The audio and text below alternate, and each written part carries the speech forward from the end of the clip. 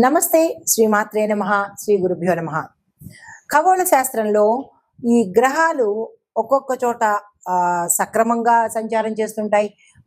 కొన్ని సార్లు కొన్ని గ్రహాలు తిరోగమ దిశలో అంటే వెనక్కి వెళ్ళడము, మళ్ళా ముందుకు రావడము, ఇలాంటివన్నీ కామన్‌గా మనకి ప్రతిసారి జరుగుతూ ఉండే ప్రక్రియలే.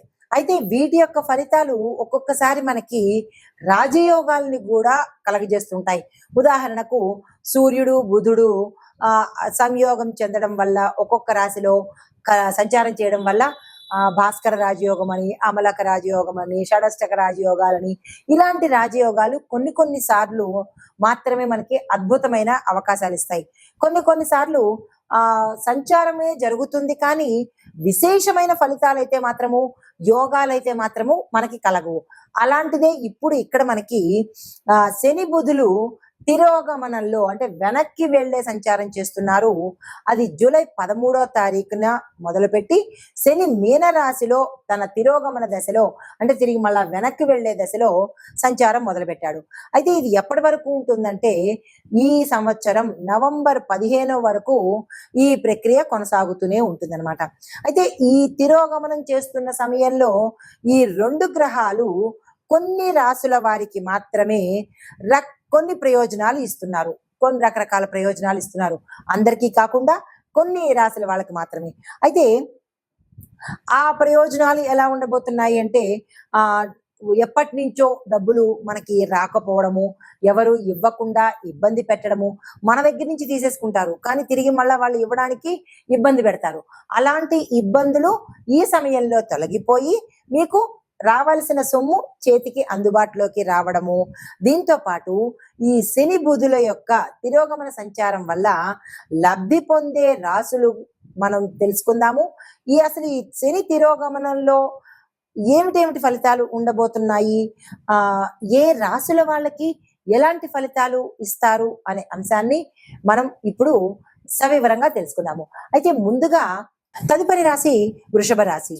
ఈ రాశి వారికి శని బుధుల యొక్క తిరోగమన ఫలితాలు, జాగ్రత్తలు, పరిహారాలు కూడా చూద్దాము. అయితే శని తిరోగమన ప్రభావము మీకు 10వ ఇంట్లో భాగ్యస్థానంలో పదవులు, కర్మస్థానము అంటే పదో స్థానము, కర్మస్థానము, భాగ్యస్థానము, పదవులు ఇచ్చే స్థానం కాబట్టి వాటి మీద ఇంపాక్ట్ పడుతుంది. అయితే శని మీకు 10వ ఇంట్లో సంచారం చేస్తూ ఉండడం వల్ల ఉద్యోగ రంగంలో ఉన్న వాళ్లకు పురోగతి కనబడుతుంది, విద్యార్థులకు పురోగతి కనబడుతుంది. పురోగతి అంటే డెవలప్మెంట్ అండ్ గ్రోత్ అనమాట. అయితే గతంలో వాయిదా పడిపోయిన పనులు, అది మీ ప్రమోషన్స్ కావచ్చు, ప్యాకేజ్ పెరగడం కావచ్చు, లేదా ఏరియర్స్ కావచ్చు, లేదా అంటే మీకు క్యాంపస్లో ఉద్యోగం కోసం అదే విద్యార్థులకైతే సెలక్షన్స్ కోసము పెండింగ్ పడి తర్వాత పిలుస్తామని చెప్పవచ్చు. ఇలా మీ రంగాలకు సంబంధించి ఏవైనా మధ్యలో ఆగిపోయినవి తిరిగి మళ్ళా శని భగవానుడి వల్ల వచ్చే అవకాశం ఇక్కడ ఎక్కువగా కనబడుతోంది. మరీ ముఖ్యంగా ప్రభుత్వ ఉద్యోగస్తులకు అనూహ్యమైన, మీరు ఊహించని స్థాయిలో ప్రమోషన్స్ వచ్చే అవకాశం ఎక్కువగా కనబడుతోంది గవర్నమెంట్ జాబ్ హోల్డర్స్కి. అయితే కొంతమందికి రికాల్ అవుతాయి. మీరు అప్లై చేస్తారు, వాళ్ళు మిమ్మల్ని పిలవకపోవచ్చు, ఓవర్ ఏ పీరియడ్లో మర్చిపోనువచ్చు. ఇలాంటివి ఏవైనా జరిగి ఉంటే కనుక వాళ్ళు మిమ్మల్ని తిరిగి పిలిచే ప్రయత్నం తప్పనిసరిగా చేస్తారు. ఈ సమయాన్ని అస్సలు వృధా చేసుకోకండి. అయితే వ్యాపార రంగంలో ఉన్న వాళ్ళు చూసుకున్నట్టయితే పాత ప్రాజెక్టుల ద్వారా విశేషమైన లాభాలు పొందుతారు. మీరు గతంలో అనుకుని ఉండొచ్చు, ఇది నాకు అస్సలు కలిసి రాదు, ఈ వ్యాపారాన్ని వదిలేద్దాము, లేదా వీళ్ళని భాగస్వామ్యాన్ని వదిలేద్దాము అని ఎవరైతే అనుకుని ఉంటారో మళ్ళా వాళ్ళ వల్ల, ఆ వ్యాపారాల వల్ల, ఆ పాత పద్ధతుల వల్ల మీకు లాభాలు వచ్చే అవకాశం కనబడుతుంది. అలాంటి వారు ఎవరైనా ఈ రాశిలో ఉంటే ఇది విని తిరిగి మళ్ళా దాన్ని పునరుద్ధరించుకునే ప్రయత్నం చేసుకోండి. అయితే కొన్ని సమస్యలు ఎదురవుతాయి, అయినప్పటికీ పట్టుదలతో, సమస్య లేకుండా సులువుగా ఏది సంపాదించలేం కదా, రిస్క్ లేకుండా మనకి ఏ రిజల్ట్ లేదు. Risk is equal to result. కాబట్టి మీరు సమస్య వచ్చిందని ఆగిపోకుండా ముందుకు వెళ్లే ప్రయత్నం చేసుకుని ఆ పనిని సాధించే ప్రయత్నం తప్పనిసరిగా చేసుకోండి. పట్టుదలతో చేస్తే ఎవరైనా సరే పట్టుదలతో కనుక పని చేసుకుంటే సక్సెస్ సాధించడం తప్పదు. ఈ రాశిలో ఉండే ఏ రంగంలో ఉన్న వాళ్ళైనా సరే. అయితే ఇక బుధ తిరోగమనం చూసుకున్నట్టయితే ఎలా ఉందంటే 4వ ఇంట సంచారం చేస్తున్నారు. చాలా చక్కని సంచారం వీళ్ళది. అయితే 4వ ఇల్లు దేనికోసము? మనకి గృహ సుఖము, స్థిరచరాస్తులను కొనుక్కోవడము. అయితే ఇది మిక్స్డ్ ఫలితాలను ఇస్తుంది. దీంతో పాటు ఇంటికి సంబంధించినటువంటి పాత సమస్యలు ఏవైనా ఉంటే అవి తొలగిపోవడము, స్థిరచరాస్తుల వివాదాలు ఏవైనా ఉంటే కనుక తిరిగి ఎదురు వచ్చే అవకాశం కనబడుతోంది. మరికొంతమందికి స్థిరచరాస్తులను కొనుక్కునే అవకాశం కూడా కనబడుతోంది. అయినప్పటికీ మీకు కష్టమైనప్పటికీ కూడా మీకే పరిష్కార మార్గాలు అంటే కోర్టుల్లో ఉన్న స్థిరచరాస్తులు ఏవైనా సరే కొంత కష్టపడి మీరు ఇబ్బంది పడినప్పటికీ అవి మీ పేరు మీదకే వచ్చి చేరే అవకాశం కనబడుతోంది. చాలా సంతోషించదగ్గ విషయము. ఇంట్లో మార్పులు లేదా ఇల్లు కొనుక్కోవడం కానీ ఇలాంటివి ఏవైనా చెయ్యాలి అంటే కనుక కొంత ఆలస్యం అయ్యే అవకాశం ఉంది. నిరాశ చెందకండి. పట్టుదలతో మీరు కనుక ప్రయత్నం చేసినట్టయితే తప్పనిసరిగా ముందుకెళ్లే అవకాశం కనబడుతోంది. అయితే ఈ రాశిలో ఉండే వారికి తల్లి యొక్క ఆరోగ్యం మీద జాగ్రత్త పెట్టండి. కొంచెం ఇబ్బందులు కలిగే అవకాశం కనబడుతోంది. జాగ్రత్తలు తీసుకోండి. అయితే లాభాలు పొందే అంశాలు ఏమిటి వీటిల్లో కనుక అంటే పాత క్లయింట్లతో వ్యాపార సంబంధాలు తిరిగి మళ్ళా ప్రారంభించండి. 2వ పాయింట్, ప్రైవేటు ఉద్యోగస్తులుగా మారిన పాలసీల వల్ల లాభాలుగా ఉంటున్నాయి. ఇంటికి సంబంధించిన పనుల్లో పురోగతి కనబడుతోంది.